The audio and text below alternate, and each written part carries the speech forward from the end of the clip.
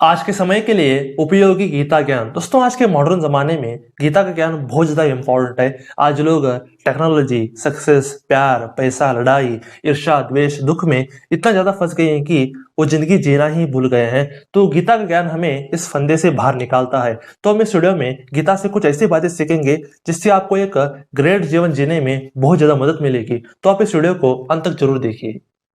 अगर आप अपनी जिंदगी में कोई इंटेलिजेंट बंदा चाहते हो तो क्या कीजिए, जरूर इस चैनल को सब्सक्राइब कीजिए और जो बेल आइकन आ रहा है ना उसको भी जरूर दबा दीजिए। और पहली सीख है कामुकता से बचे। दोस्तों आज की युवा कामुकता की वजह से बहुत ज्यादा परेशान है। हर तरफ युवा लोगों को बिगाड़ने के लिए अनेक वस्तुएं विद्यमान है। आज के बॉलीवुड की films, serials, porn websites, Netflix, Instagram, YouTube, ऐसे हर तरफ कामुकता बेची जा रही है। इस कारण आज हर एक इंसान परेशान है। तो गीता में भगवान श्री कृष्ण ये बता रहे हैं कि कामुकता एक नित्य शत्रु है। कामुक भावना जब पूर्ण नहीं होती तब क्रोध आता है। जब क्रोध आता है तब बुद्धि विनष्ट हो जाती है, और जब बुद्धि विनष्ट हो जाती है तब इंसान का विनाश हो जाता है। दोस्तों देखा आपने कामुकता कैसे हमारे विनाश कर डालती है। दोस्तों आप पूछ सकते हैं कि कामुक भावनाओं को कंट्रोल कैसे करें। इसका भी जवाब भगवान श्री कृष्ण जी ने दिया है। वे कहते हैं, जो मेरी भक्ति करता है और वैराग्य का पालन करता है उसे मैं इस कामुकता से बाहर निकालता हूँ। दोस्तों देखा आपने, श्री कृष्ण ही हमें इस दलदल से बाहर निकाल सकते हैं। तो हम लोगों को उनकी भक्ति अवश्य करनी चाहिए, इसी में हमारा कल्याण है। और दूसरी सीख है भोग और ऐश्वर्य से ऊपर उठिए। दोस्तों भगवान श्री कृष्ण हमें भोग और ऐश्वर्य से ऊपर उठने को कह रहे हैं। दोस्तों आज हम सक्सेस और फेल्योर में इतना ज्यादा उलझ गए हैं कि हम जिंदगी की तरफ ध्यान नहीं दे रहे, हम जिंदगी जीना ही भूल गए हैं। दोस्तों श्री कृष्ण कहते हैं कि इंसान को ये जिंदगी आत्म साक्षात्कार के लिए मिली है, उन्हें भोग और ऐश्वर्य में लिप्त नहीं होना चाहिए। दोस्तों यहाँ पे श्री कृष्ण साफ साफ बता रहे हैं कि हमें यह जन्म भोग और ऐश्वर्य के लिए नहीं मिली है। इसका मतलब ये नहीं है कि हम पैसे कमाना ही छोड़ दे।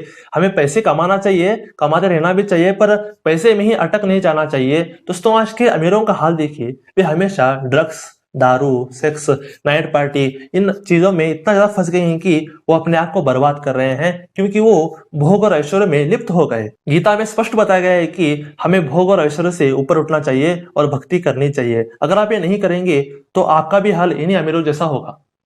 और तीसरी सीख है इंसान को स्थिर बुद्धि वाला होना चाहिए। दोस्तों आजकल लोगों की बुद्धि स्थिर ना होने की वजह से लोग सही डिसीजन नहीं ले पाते और हमेशा दुखी रहते हैं। दोस्तों लोग हमेशा इन्हीं तरह के संशयों में हमेशा फंसे रहते हैं।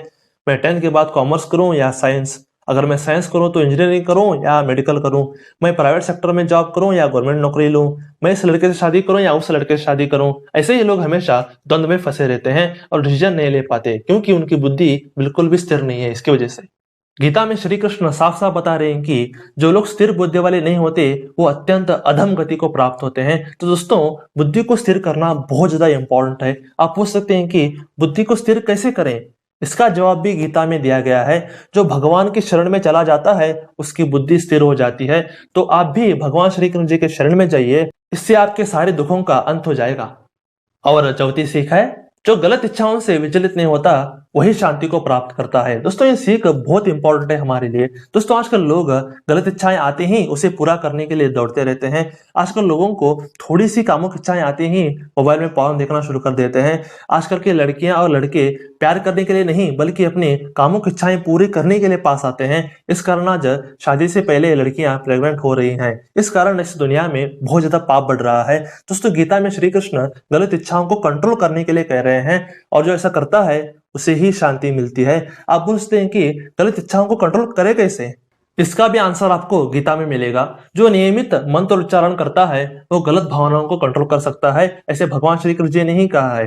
दोस्तों गलत भावनाओं को कंट्रोल करना बहुत ज्यादा आवश्यक है, क्योंकि ये हमारी जिंदगी को बर्बाद कर सकते हैं। इसीलिए मैं आपको हरे कृष्ण महामंत्र का जाप सजेस्ट कर रहा हूँ। इस मंत्र ने मुझे बहुत कुछ दिया है, जरूर आपको भी ये मदद करेगा।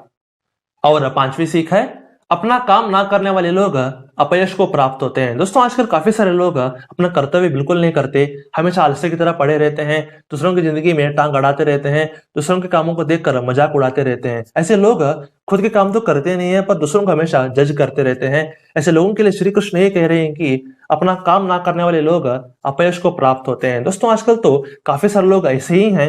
अगर आप भी ऐसे हैं तो तुरंत सुधर जाइए, इससे आपका अपयश होगा। इसलिए बोल रहा हूं आपको, अपना कर्तव्य करते रहिए, दूसरों की जिंदगी में टांग अड़ाने की जरूरत ही नहीं है। अगर आप एक बात सीख ले अपनी जिंदगी में तो आपको कोई भी मोटिवेशनल स्पीकर की जरूरत नहीं पड़ेगी। और छठी सीख है फल की इच्छा ना रखकर कर्म करें। दोस्तों ये बात गीता के सर्वोत्तम सीख में से एक है। गीता के दूसरे अध्याय में श्री कृष्ण ये बोल रहे हैं कि मनुष्य को सिर्फ कर्म करने का अधिकार है, परंतु फल उसके हाथ में नहीं है। इसलिए मनुष्य को कर्म करने पर ध्यान लगाना चाहिए। दोस्तों हम हमेशा काम पर ध्यान नहीं देते, रिजल्ट पर हमेशा ध्यान देते रहते हैं। एग्जाम्पल देकर समझाता हूँ आपको। दोस्तों हम लोग हमेशा जिम ज्वाइन करते हैं, 7 दिन जिम करने के बाद ही अपने बाइसेप चेक कर रहे होते हैं शीशे पे, और 10 दिन जिम करने के बाद ही चेस्ट बड़ी हुई या नहीं ये चेक कर रहे होते हैं। दोस्तों जो लोग ऐसा करते हैं वो ज्यादा दिन तक जिम नहीं जा पाते और 15 दिन में ही जिम जाना छोड़ देते हैं। यही होता है जब हम कर्म पर नहीं बल्कि रिजल्ट पर हमेशा फोकस कर रहे होते हैं। अगर एक इंसान बिना फल की चिंता करते हुए लगातार जिम जाता है तो उसकी अच्छी बॉडी बनेगी ही बनेगी, इसमें कोई भी संशय नहीं है। इसलिए जो इंसान फल की इच्छा ना रख कर कर्म करता है उसको सफलता 100% मिलेगी ही मिलेगी। इसलिए आप भी अपनी पूरी ताकत कर्म करने पर लगाइए, फल की इच्छा मत कीजिए, इससे आपको शांति प्राप्त होगी। और 7वीं सीख है आत्म साक्षात्कार ही इंसानी जीवन का लक्ष्य है। दोस्तों हम हमेशा अक्सर ये सवाल पूछते रहते हैं कि हमारे जीवन का लक्ष्य क्या है, तो इसका उत्तर है आत्म साक्षात्कार। दोस्तों गीता में इसका स्पष्ट उल्लेख आता है कि हर एक मनुष्य का जीवन लक्ष्य आत्म साक्षात्कार ही है। हमें ये जीवन प्रसन्नता करने के लिए, दारू पीने के लिए, लड़कियों के पीछे भागने के लिए, बच्चे पैदा करने के लिए नहीं मिला है। हमें आत्म साक्षात्कार प्राप्त करने के लिए जन्म मिला है। दोस्तों आजकल 90% लोग आत्म साक्षात्कार को छोड़कर बाकी सब काम करते हैं। इस कारण हम बार बार इस पृथ्वी पर जन्म ले रहे हैं। अगर आप आत्म साक्षात्कार प्राप्त कर लेते हैं तो आपके लिए कोई पुनर्जन्म नहीं, आप सीधा वैकुंठ धाम प्राप्त करेंगे। आप पूछते हैं कि आत्म साक्षात्कार प्राप्त कैसे करें, इसका जवाब भी गीता में हमें प्राप्त होता है। भगवत गीता में भगवान श्री कृष्ण अर्जुन से बोल रहे हैं कि हे अर्जुन, सिर्फ अनन्य भक्ति के द्वारा ही मुझे प्राप्त किया जा सकता है। दोस्तों देखा आपने, श्री कृष्ण खुद ये बोल रहे हैं कि उनको सिर्फ भक्ति के द्वारा ही प्राप्त किया जा सकता है। इसी से हमें आत्म साक्षात्कार प्राप्त होगा और वैकुंठ धाम भी मिलेगा। तो आप भक्ति करना शुरू कीजिए, यही एकमेव तरीका है। दोस्तों गीता आज के मॉडर्न जमाने में बहुत ज्यादा इंपॉर्टेंट है, बहुत ज्यादा उपयोगी है। मैंने गीता के दूसरे अध्याय से मेन लर्निंग आपको दिए। दोस्तों गीता में ऐसे ही अनेक ग्रेट लर्निंग्स आपको मिलेंगी, इसलिए आप आज ही गीता को ऑर्डर कीजिए और पढ़ना शुरू कीजिए। तो आपको हमारा वीडियो कैसा लगा, मुझे पता है कि आपको बहुत ही अमेजिंग लगा होगा। अगर आपको अच्छा लगा तो आप क्या कीजिए, जरूर सर लाइक कीजिए और बहुत सारा शेयर कीजिए, और थोड़ा बात कीजिए, सब्सक्राइब कीजिए और बहुत सारा करवाइए, क्योंकि हम ऐसे ही बेहतरीन कंटेंट, ऐसे अच्छे अच्छे कंटेंट हमेशा क्या करते हैं, हमेशा लाते रहते हैं ना। जरूर क्या कीजिए, सब्सक्राइब कीजिए। तो stay blessed, stay awesome and go self made.